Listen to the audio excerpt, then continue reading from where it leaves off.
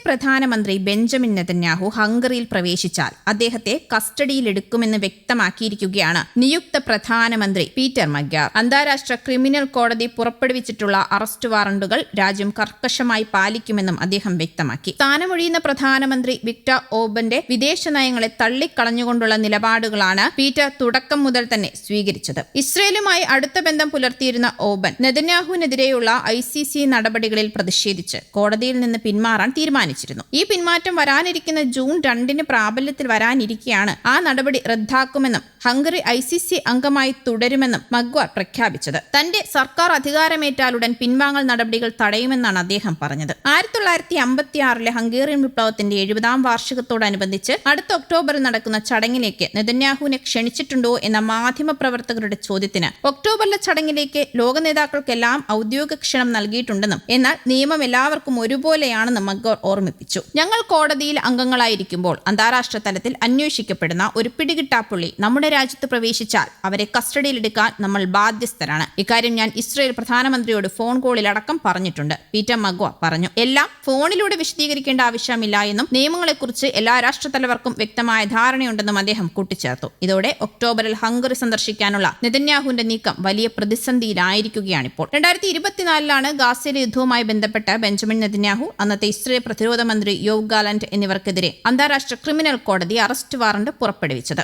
യുദ്ധത്തിന്റെ ഭാഗമായി ജനങ്ങളെ പട്ടിണിക്കിടുക, മനുഷ്യരാശിക്കെതിരായ കുറ്റകൃത്യങ്ങൾ, ക്രൂരമായ യുദ്ധക്കുറ്റങ്ങൾ എന്നിവയാണ് ഇവർക്കെതിരെ ചുമത്തിയിട്ടുള്ളത്.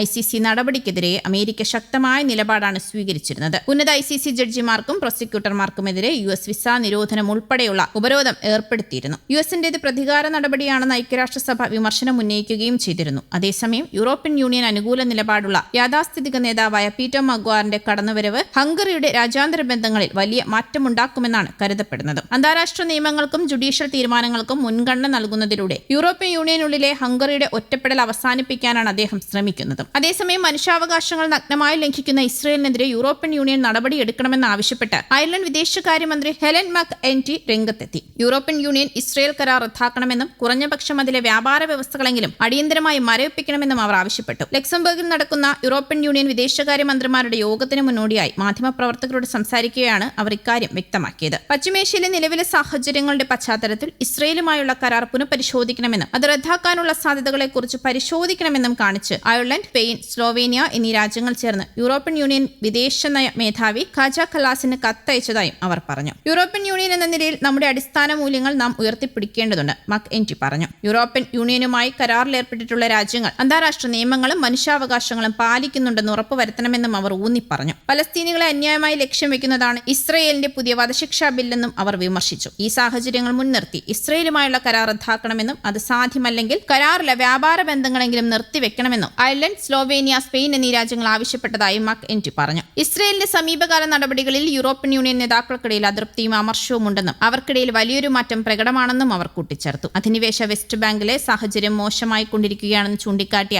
ഐറിഷ് മന്ത്രി കഴിഞ്ഞ ആഴ്ചകളിൽ 34 പുതിയ സെറ്റിൽമെന്റുകൾക്ക് ഇസ്രയേൽ അനുമതി നൽകിയെന്നും പറഞ്ഞു. അതിനിടെ ഇസ്രയേൽ പട്ടാളം ഭൂമിയിലെ ഏറ്റവും വലിയ അധപ്പതിച്ച സൈന്യമാണ് എന്നാണ് ഐക്യരാഷ്ട്രസഭയുടെ സ്പെഷ്യൽ റിപ്പോർട്ടർ ഫ്രാൻസിസ്ക ആൽബനീസ് പറഞ്ഞത്. ഇസ്രയേൽ സേന എല്ലാ പരിധികളും ലംഘിച്ചെന്നും അവരുടെ ചെയ്തികൾ അന്താരാഷ്ട്ര നിയമങ്ങളുടെ നഗ്നമായ ലംഘനമാണെന്നും അവർ പറഞ്ഞു. ഇസ്രയേൽ പട്ടാളം ഒരു പലസ്തീൻ ബാലനെ ക്രൂരമായി പീഡിപ്പിച്ച ദൃശ്യങ്ങൾ പങ്കുവച്ചുകൊണ്ടുള്ള എക്സ് പോസ്റ്റിലാണ് അവർ പ്രതികരിച്ചത്. News desk, Kerala Kaumudi.